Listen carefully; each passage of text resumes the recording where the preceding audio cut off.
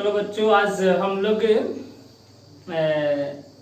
जो दो चर वाला रैखिक समीकरण है उसमें हम सब ग्राफीय विधि से सीख लिए थे किस तरह से x और y का मान निकालना है।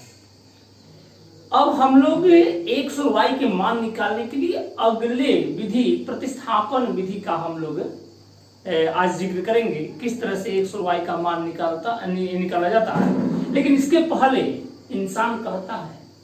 इंसान कहता है कि अगर पैसा हो तो मैं कुछ करके दिखाऊं। इंसान कहता है कि अगर पैसा हो तो मैं कुछ करके दिखाऊं, लेकिन पैसा कहता है कुछ करके दिखाओ तो मैं आऊं। तो इसलिए पहले कुछ करना है, और अगर कुछ करना है तो भीड़ से हटकर चलो। अगर कुछ करना है तो भीड़ से हटकर चलो। भीड़ साहस तो देती है चलने का, भीड़ साहस तो देती है चलने का, मगर पहचान छीन लेती है, आपकी पहचान छीन लेती है। चलिए अपनी पहचान बनाइए और आज चलते हैं हम लोग प्रतिस्थापन विधि में। प्रतिस्थापन विधि में हम लोग क्या करते हैं कि जैसे कि आपका यदि x प्लस y है, x प्लस वाई बराबर 10 है और x माइनस वाई बराबर मान लीजिए कि 2, ठीक है। x माइनस वाई बराबर क्या है आपका 2 है। इस तरह का इक्वेशन है। प्रथम इक्वेशन ये हो गया, सेकंड। तो प्रतिस्थापन जो विधि है, प्रतिस्थापन विधि में हम लोग बनाने के लिए किसी एक समीकरण से कोई एक समीकरण ले लेते हैं, या तो समीकरण 1 या समीकरण जो आपको सुविधाजनक हो, जो सुविधाजनक हो। ये दोनों समीकरण आपकी सुविधा के लिए है, आपकी सुविधाजनक है। तो सबसे पहले हम लोग क्या करते हैं कि x जोड़ y में किसी का मान, किसी एक चर का मान, या तो x का मान y के पद में लिख लेते हैं या y का मान x के पदों में लिख लिया जाता है। तो आइए समीकरण 1 से हम लोग करते हैं। समीकरण 1 से x बराबर 10 माइनस वाई, यहाँ x का जो मान है y के पदों में, यहाँ x की जो वैल्यू है आपका y के पदों में हो गया। ये समीकरण हो गया 3, ठीक है। अब यहां से जो x का मान y के पद में निकाले हैं, तो जिस समीकरण से आप निकाले, जैसे कि यहाँ पर समीकरण 1 से आपने x का मान निकाला, अब इस x के मान को समीकरण 2 में प्रतिस्थापित करना है, यानी कि x का मान समीकरण 2 में सब्स्टिट्यूट करना है, यहां पर रखना है। तो हम लोग क्या करते हैं, अब x का यह मान, x का जो यह मान है आपको किस समीकरण में, समीकरण 2 में, समीकरण 2 में प्रतिस्थापित करने पर, प्रतिस्थापित करने पर, क्लियर है। अब जब हम प्रतिस्थापित करते हैं तो x का जो मान है यहाँ पर क्या हो गया 10 माइनस वाई। तो x के स्थान पर, ये x है, x के स्थान पर हम लोग क्या रखते हैं 10 माइनस वाई, ठीक। अब यहां पर है माइनस वाई, ये बचा माइनस वाई, अब बराबर क्या हो गया आपका 2 हो गया। अब ये 10 और माइनस वाई कितना हो जाएगा -2y इज इक्वल टू 2। अब आपको y की वैल्यू निकालनी है, तो यहां से x के मान को हटाएंगे। तो जब x के मान को हटाएंगे यहां से, तो आपको -2y इज इक्वल टू 2 है यहाँ पर, और ये +10 है, यहाँ पर क्या +10, इधर गया तो -10, क्लियर। अब यहां से -2y बराबर 2 में से 10 गया -8, ठीक। अब y की वैल्यू निकालनी है, तो -8 -2, माइनस माइनस कैंसिल, 2 चौका 8, 2 से 4 बार में कट गया। y की वैल्यू क्या हो गई 4, आगे y की वैल्यू। अब ये जो y का जो मान है, अब इस मान को हम कहाँ रखेंगे, समीकरण 3 से। तो समीकरण आपका 3 से अब क्या लिखेंगे, x बराबर समीकरण 3 में एक y का मान रखने पर, क्लियर। तो x बराबर हो गया 10 माइनस 4 और 10 में से 4 गया 6। इस तरह से x का जो मान है आपका कितना आ गया, x बराबर आपका आ गया 6 और y बराबर हो गया 4। देखिए x का मान 6, y का मान 4, तो 6 और 4 कितना हो गया 10। फिर x का मान 6, y का मान 4, तो 6 में से 4 गया 2। इस तरह से आपका ये क्वेश्चन तैयार हो गया। आइए इसी तरह का हम लोग एक क्वेश्चन लेते हैं, आपकी किताब से है प्रश्नावली 3.3। आइए सॉल्व करते हैं प्रश्नावली 3.3 का पहला क्वेश्चन। 3.3 प्रश्नावली 3.3 का पहला क्वेश्चन करते हैं हम लोग। पहला का है x प्लस वाई, बहुत सिंपल है, x plus y equal to 14 और x माइनस वाई बराबर क्या हो गया 4। ये समीकरण 1 हो गया, ये समीकरण 2 हो गया। अब आते हैं वहीं से समीकरण 1 से हम x की वैल्यू या y की वैल्यू, तो y बराबर y का मान यदि लिखेंगे x के पदों में तो 14 माइनस x हो जाएगा। y का मान हम लोग निकालते इसमें, या x का मान निकालेंगे तो 14 माइनस y हो जाएगा। हमने किसका मान निकाला, y का, y की वैल्यू 14 माइनस x। अब ये हो गया थर्ड। अब y का मान समीकरण 2 में यदि 1 से निकालते हैं, 1 से यदि हमने y का मान x के पदों में निकाला है, तो अब y का जो यह मान है समीकरण कहाँ रखेंगे, 2 में रखेंगे। समीकरण 2 में रखने पर या प्रतिस्थापित करने पर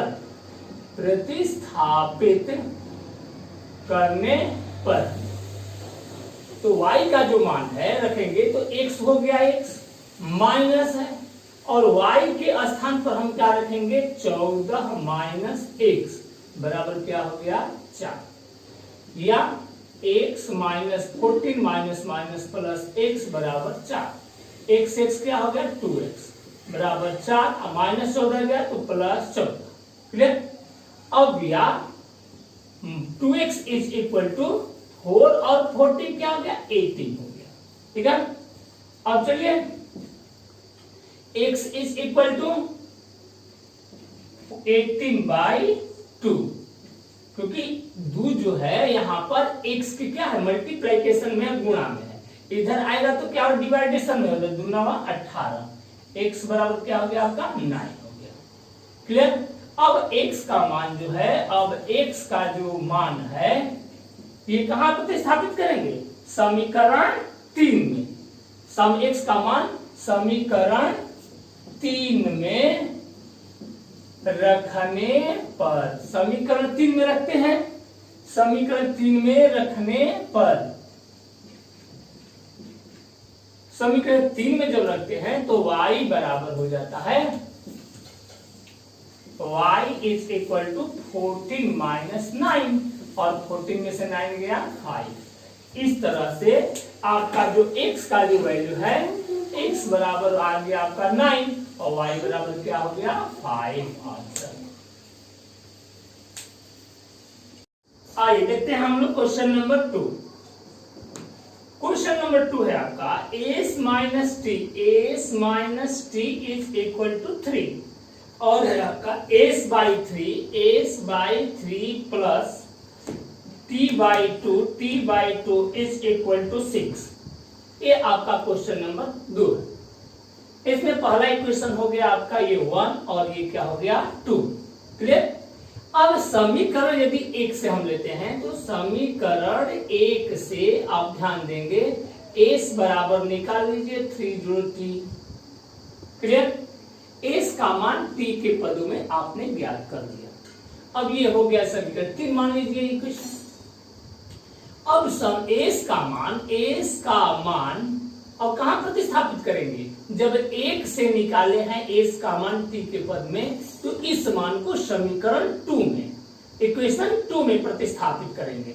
समीकरण 2 में प्रतिस्थापित करने पर, क्लियर हो गया। तो अब s की जो वैल्यू है वो हो गया 3 प्लस t और y क्या हो गया 3 plus t by 2 is equal to 6। अब जैसा कि हम लोग एक चर वाला जो रैखिक समीकरण सॉल्व करते हैं उस तरह से सॉल्व करेंगे। और इसको सॉल्व करने के लिए हम 3 और 2 का एलसीएम निकालते हैं। 3 से 6 में डिवाइड करते हैं तो कितना हो गया 2, और 2 से मल्टीप्लाई अंश में करेंगे तो 2 इंटू 3 जोड़ 3 प्लस 2 से 6 को मल्टीप्लाई डिवाइड करेंगे भाग देंगे तो 2 3 आई 6 3 और 3 में t का गुणा करेंगे तो 3t बराबर 6 हो गया। अब हम क्या कर रहे हैं बढ़ते वाली जो संख्या है इसको लाते हैं इधर, तो यहाँ पर 2 से 3 को मल्टीप्लाई कर दो 2 3 आई 6, 2 से 3 को गुणा करेंगे 2t हो जाएगा और प्लस ये 3t और 6 आ गया इधर तो इज इक्वल टू 6 इंटू 6। यहाँ पर डिवाइड में भाग में है, इधर गया तो क्या हो गया गुणा हो गया। बहुत अच्छी बात। और यहाँ पर 6 प्लस 2t या 3t को जोड़ेंगे तो क्या हो गया 5t बराबर 6 का 36 हो गया। अब आपको t का मान निकालना है, तो t का मान निकालना है तो या 5t बराबर 36 है यहाँ पर और माइनस 6 प्लस 6 है यहाँ पर, जो चिन्ह नहीं निकाले तो प्लस है बराबर कैसा जाएगा तो माइनस में आप कर देते हैं। तो 5t इज इक्वल टू ये क्या हो गया 30 हो गया, इसलिए t बराबर 30 बाई 5 5 का 30, t की जो वैल्यू क्या हो गई 6। अब t का जो मान है t का मान कहाँ रखेंगे समीकरण 3 में, समीकरण 3 में रखने पर रखते हैं तो क्या हो गया s is equal to 3 plus 6 और 3 और 6 कितना हो गया 9। इस तरह से आपकी जो वैल्यू हो गई s के जो मान हो गया s का मान हो गया 6 और t का मान हो गया 9। तो यहाँ पर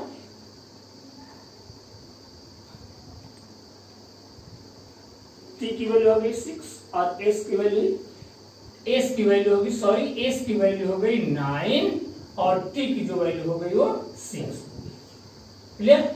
अब s का मान 9 रखेंगे तो 9 माइनस 6 बराबर 3 और यहाँ पर देखिए s का मान क्या रखेंगे 9 तो 9 बाई 3 प्लस t का मान क्या रखेंगे 6 तो 6 बाई 2 तो 2 3 6 3 दूनी का 6 3 का 9 और 3 3 कितना हो गया 3 plus 3 is equal to 6।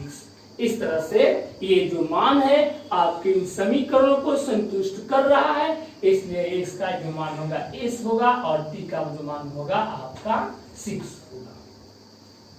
Clear. आइए हम लोग देखते हैं पहले का तीसरा क्वेश्चन।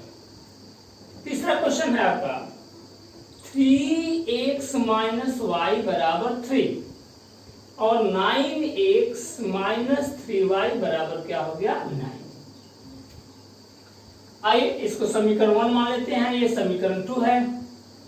समीकरण 1 से आप देखते हैं कि 3x माइनस वाई बराबर 3 है, इसलिए अब माइनस वाई को इधर ले जाते हैं और 3 को यहाँ, तो 3x माइनस 3 बराबर वाई लिख दीजिए या y बराबर 3x माइनस 3 हो गया। ये तीसरा समीकरण। क्लियर। हमने माइनस वाई को इधर ले गया तो प्लस हो गया, 3 को इधर ला दिया माइनस 3 हो गया। अब y बराबर लिख दिया हमने 3x माइनस 3। चलिए अब y का यह मान हम लोग समीकरण 2 में प्रतिस्थापित करने पर, जब प्रतिस्थापित करते हैं y का मान x के रूप में, तो आपका ये है 9x माइनस 3 इंटू वाई की जो वैल्यू है आपका 3x minus 3। Clear. Is equal to 9। अब 9x minus 9x minus minus plus 9 clear बराबर 9। यहां से आप देखते हैं कि 9x कट गया, बचा क्या 9 इज इक्वल टू 9। तो जो आपकी ऐसी स्थिति जो उत्पन्न हुई है, तो यह जो कथन है इस तरह के, लेकिन 9 बराबर 9 किसी एक की वैल्यू आई नहीं, हमने इसका वैल्यू प्राप्त नहीं किया। तो यहां हम देखते हैं, लिखते हैं कि यह जो कथन है, यह कथन y के सभी मानों के लिए, y के सभी मानों के लिए सत्य है। नहीं, y का कोई भी वैल्यू यहां रखेंगे तो आपका यही मान आएगा। तो जब y के सभी मान के लिए सत्य है, और यद्यपि इसमें y का कोई हल नहीं प्राप्त हो रहा है, कोई हल प्राप्त हो रहा है y का, यहाँ पर y का कोई हल नहीं प्राप्त होता है क्योंकि x कैंसिल हो गया, तो x का भी तो कोई हल। तो जब x का कोई हल नहीं प्राप्त हो रहा है, y का कोई हल नहीं प्राप्त हो रहा है, यानी कि अब यदि हम इस तरह से सोचते हैं कि y का कोई भी मान यहाँ रखते हैं तो इसी तरह का x का मान आएगा। तो यानी कि आप देखते हैं कि यहाँ पर देखिए कि ये दोनों समीकरण है वो क्या है, एक ही है। यानी कि x के प्रत्येक मान के लिए y का एक अलग मान होगा, या y के प्रत्येक मान के लिए x का एक अलग मान होगा। इस तरह से x और y के यहाँ पर अनंत हल होंगे, अपरिमित रूप से अनेक हल होंगे। तो आपको थोड़ा इसके आगे लिखना क्या है कि यह जो कथन है y के सभी मानों के लिए सत्य है, यद्यपि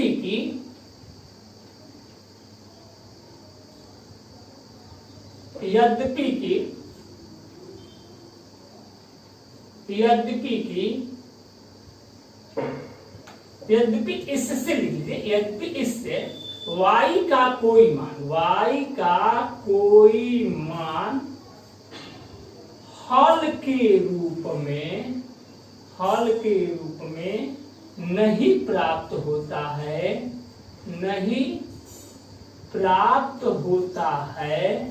हल के रूप में यहाँ पर कोई मान प्राप्त नहीं हो रहा है, इसलिए x का कोई, यानी कि यहाँ पर देख रहे हैं y का कोई मान हल के रूप में नहीं मिला है, इसलिए x का भी कोई मान नहीं मिलेगा। तो इसलिए x का कोई मान प्राप्त नहीं होता है, x का कोई मान प्राप्त नहीं होता है, इसलिए x का कोई मान प्राप्त नहीं होता है। यह स्थिति इसलिए पैदा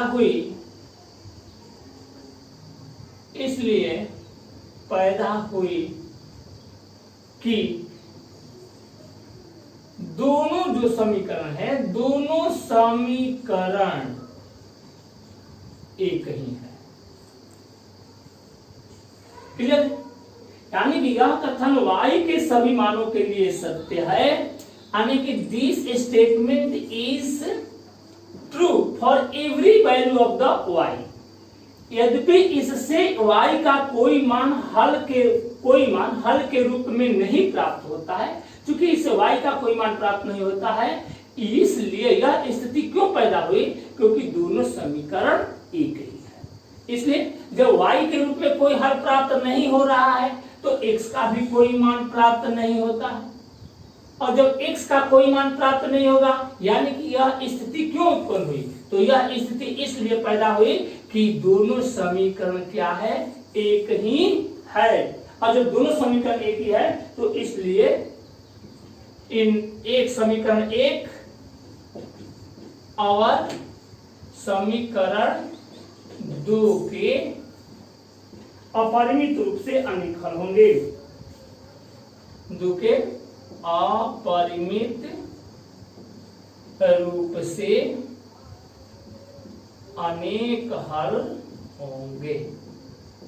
चलिए, और जब आप इसका ग्राफ खींचते हैं, जब इस समीकरण का आप जब ग्राफ खींचे, ग्राफीय विधि से हल करेंगे तो जो दोनों समीकरण की जो दोनों रेखाएं होगी वो एक ही रेखा होगी।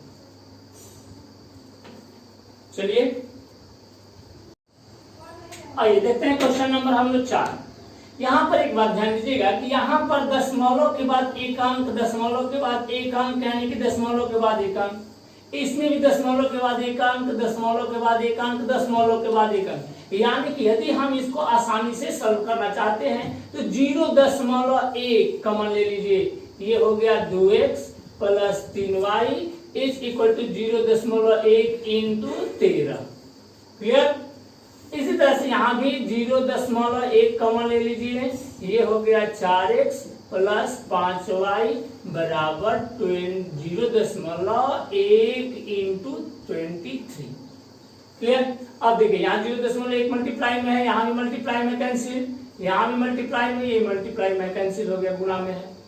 आइए अब आपका जो समीकरण होता है 2x प्लस 3y बराबर 13 और ये 4x प्लस 5y बराबर 23, ये समीकरण 1, ये समीकरण 2।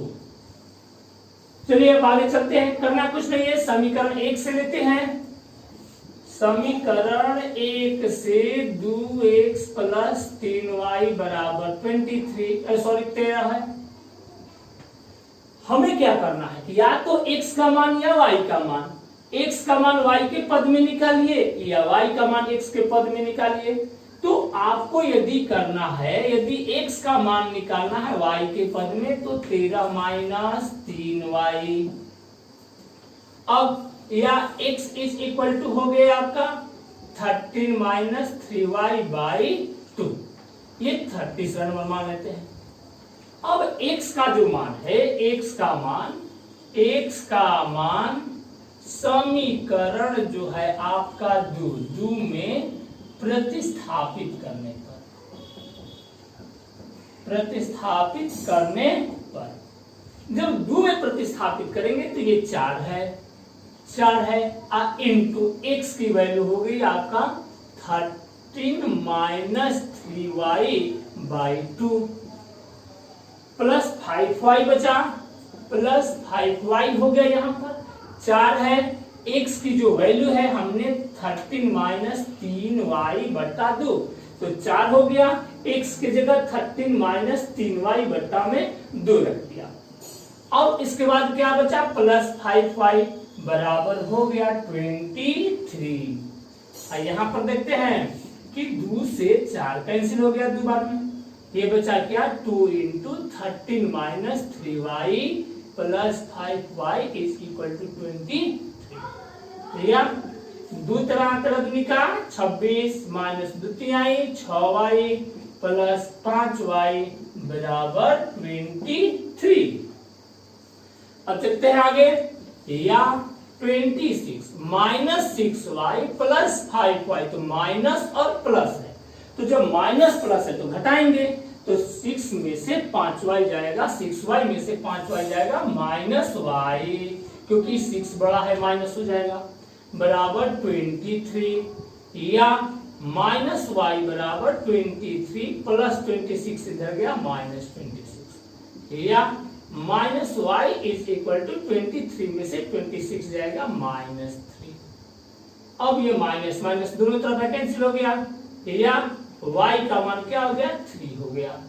अब y का जो मान है समीकरण 3 में रख देते हैं, तो समीकरण 3 में y का मान रखने पर समीकरण 3 में रखते हैं तो x का मान निकल जाता है, x बराबर 13 हो गया माइनस 3 इंटू 3 बाई 2, तो ये 13 माइनस 3 9 बट्टा में 2, 13 में से 9 गए 4 बट्टा में 2, 2 दूनी का 4 2, तो आपका x का जो वैल्यू है आपका निकल गया 2 और y की वैल्यू हो गई 3। आई समझ में बात, x का मान हो गया 2 और y का मान हो गया 3। आप यहाँ x की वैल्यू 2 रखते हैं तो 2 दूनी का 4, y का मान रखते हैं 3 तो 3 का 9 और 9 4 क्या हो गया 13 आ रहा है 13। चलिए इसमें रखते हैं 4 दूनी का 8 और 5 3 15, 15 18 क्या हो गया 23। सही है क्वेश्चन, आंसर भी मेरा सही हो गया। चलिए अब आज के लिए बस यदि आपको ये वीडियो अच्छा लगा है तो आप इसे अवश्य लाइक करें, शेयर करें, सब्सक्राइब करें और अन्य अपने दोस्तों तक पहुंचाएं इस वीडियो को, इस लिंक को भेजें ताकि अधिक से अधिक बच्चे जो है इसका फायदा ले सकें। चलिए आज के लिए बस इतना ही, धन्यवाद।